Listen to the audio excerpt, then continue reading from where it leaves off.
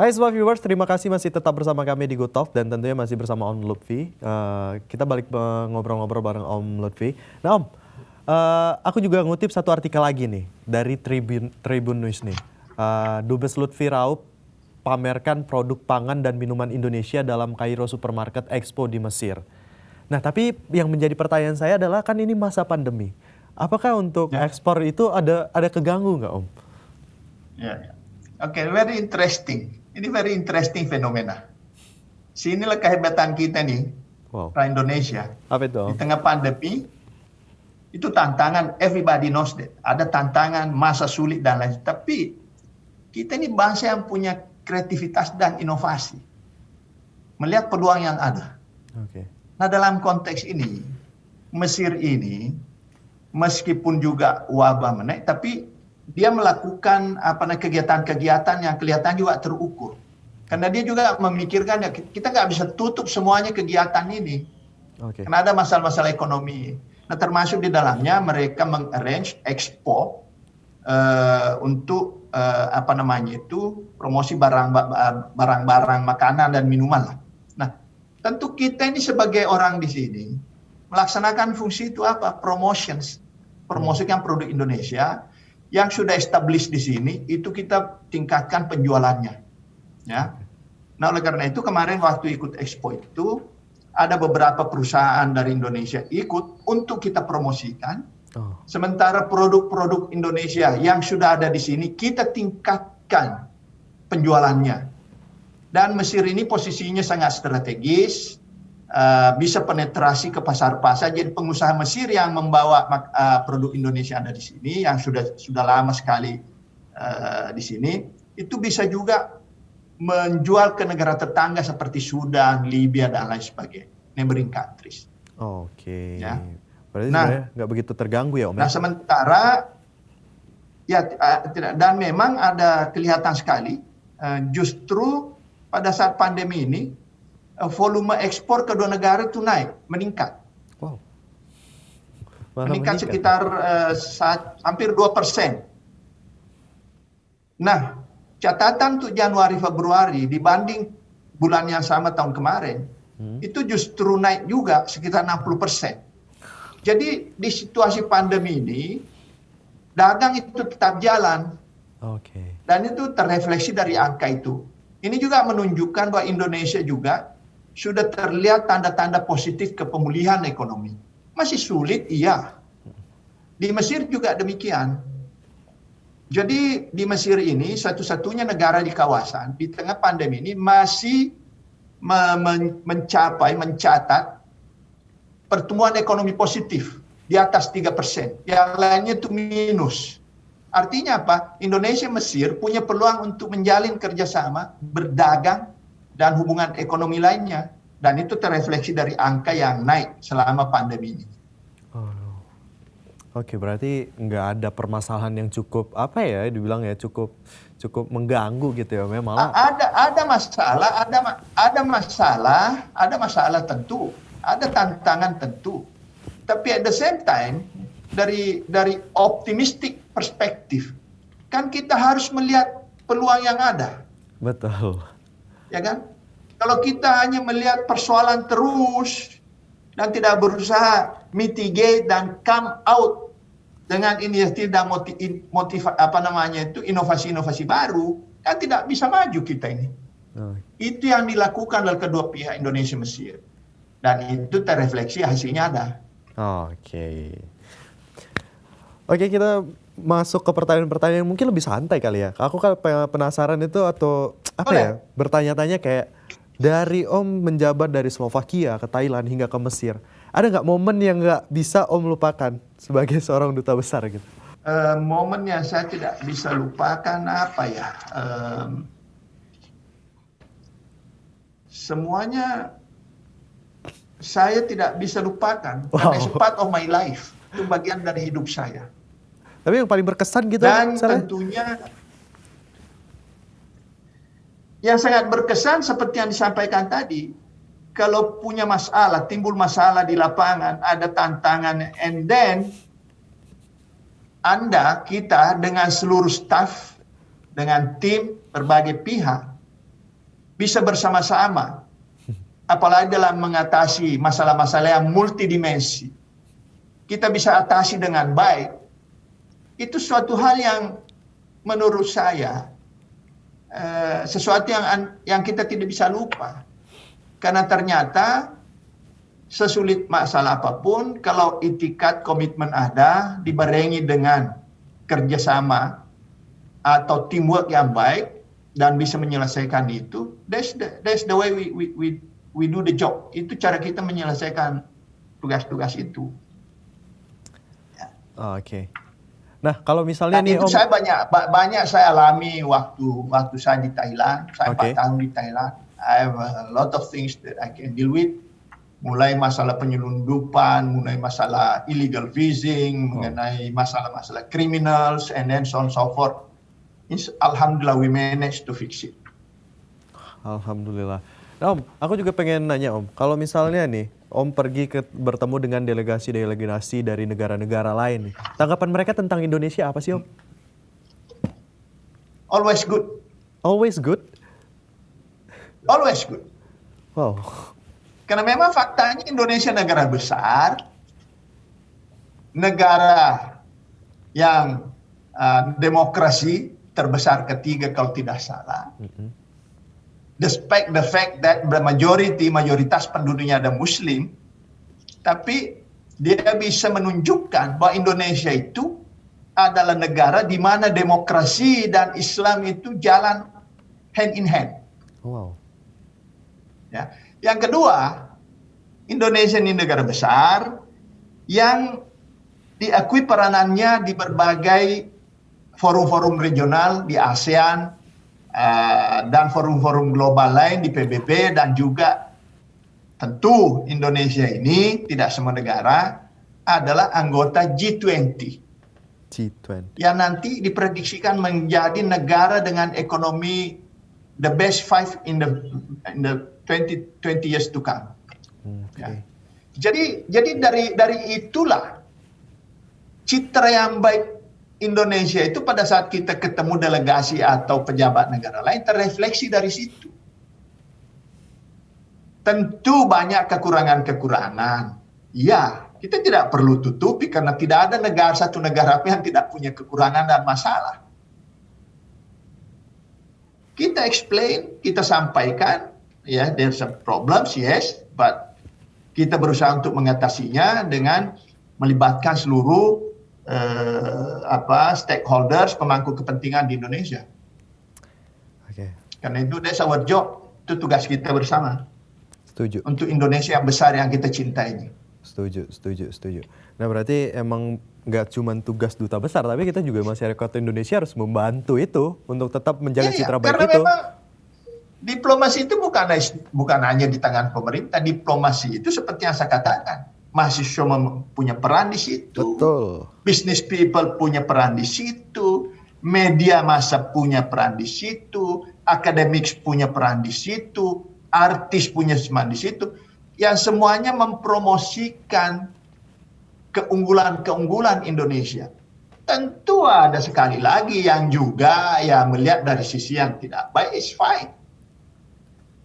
Kita jelaskan. Okay. Om, can you give tips for smart viewers who want to be a diplomat or ambassador?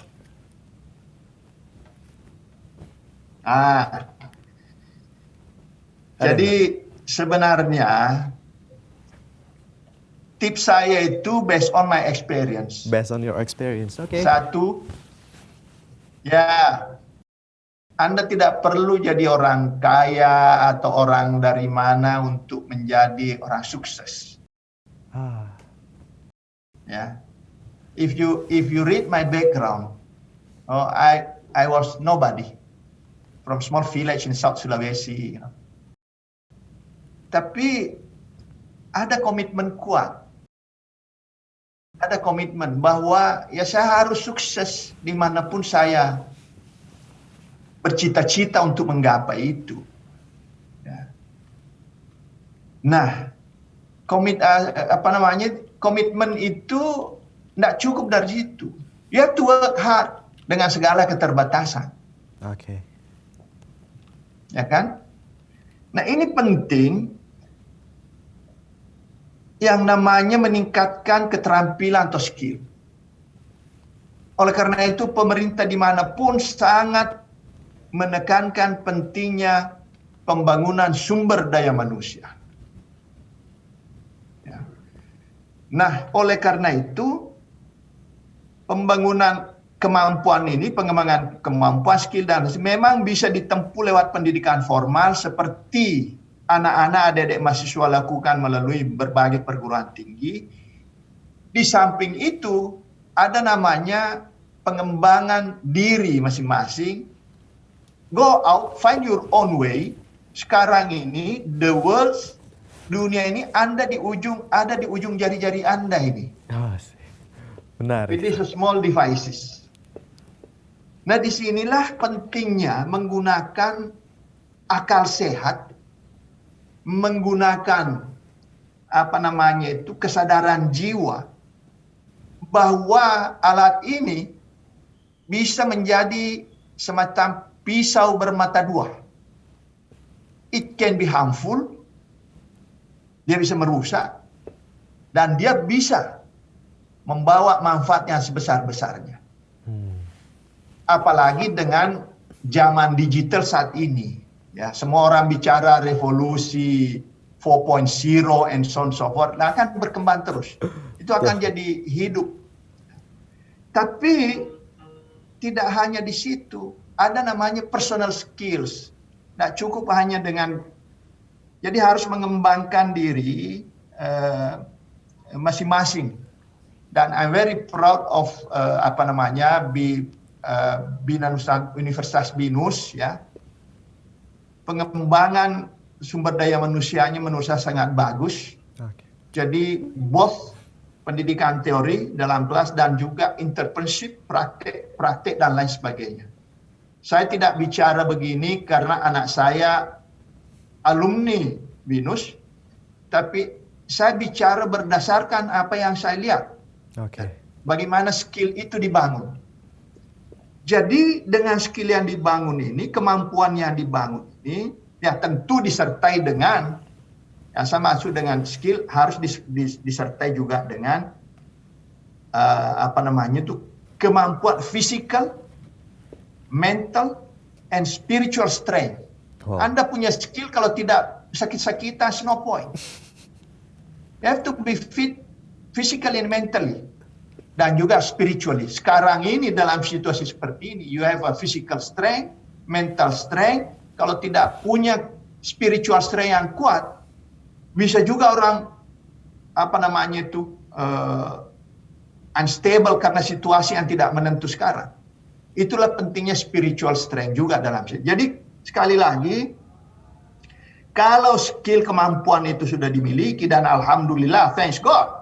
Saya melihat itu di Universitas BINUS, ya. Anak-anak mahasiswa yang sudah sementara belajar dan sudah selesai memiliki kemampuan itu, dan saya yakin itu bisa dikembangkan lebih lanjut ke depan.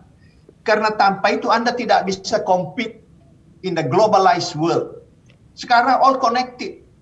Oke. Tidak bisa lagi. Terutama di bidang jasa. Di bidang produksi barang, all skills, ya. Jadi tidak ada lagi sekarang border yang namanya memanfaatkan skill itu. Coba aja sekarang, semua digital. Setuju. Yang banyak melakukan breakthrough adalah anak-anak muda ini dengan memunculkan startup macam-macam. Sudah ada Dekakon dan lain sebagainya. Jadi sekali lagi ini adalah bukti bahwa without skill, tanpa Anda mempersiapkan diri, ya, baik secara formal maupun informal, baik dalam kampus maupun di luar kampus, Anda tidak bisa kompetisi. Oleh karena itu saya selalu mengatakan bahwa mereka yang sudah berada di jenjang pendidikan tinggi, jangan sia-siakan waktumu. Okay. Don't waste your time. Karena Anda ini adalah kelompok privilege yang mendapatkan keistimewaan karena mendapatkan akses ke institusi pendidikan dibanding ratusan juta teman-temanmu yang lain yang tidak punya peluang untuk itu meskipun dia mungkin mau. Nah, you are in it already. Sayang kalau itu di waste. Bicara atau membuang waktu untuk hal-hal yang unproductive things. Ya. Setuju. Nah, saya selalu mengatakan bahwa dalam situasi seperti yang penuh kompetisi, satu-satunya jalan to win the competition, prepare yourself. Dengan berbagai keterampilan, berbagai kemampuan masing-masing. And I firmly believe, mahasiswa BINUS, alumni BINUS, punya kapasitas untuk itu. Dan insya Allah, dia akan menjadi manusia-manusia unggul, Amin. yang memenangi setiap kompetisi dalam artian positif, terutama dengan mereka-mereka dari negeri lain. Amin. Dan itu akan membanggakan Indonesia sebagai negara besar, karena anak-anak bangsanya mampu berkontribusi, mampu bertindak, mampu memberikan aktivitas secara besar pula. Big impact dimanapun dia berada. Itu dari saya. Oke, menarik sekali ya, cukup panjang dan cukup komplit untuk kalian tahu nih, Ya. tips untuk kalian yang Nah, pengen sukses. This is the problem if you say cukup panjang juga. We live in the what we call paradox of plenty. Paradox of plan. Tapi cukup menarik Om, yang saya garis bawahi adalah mental dan spiritual. Kita harus punya mental strength and spiritual strength. Itu cukup menarik sih, setuju banget itu. If you don't have that one, Anda pintar, tapi kerjanya nyabu. What do you expect? What do you Tetap expect? aja tidak bisa ngapa-ngapain ya Om. Karena tidak ada spiritual strength. Itulah pentingnya itu.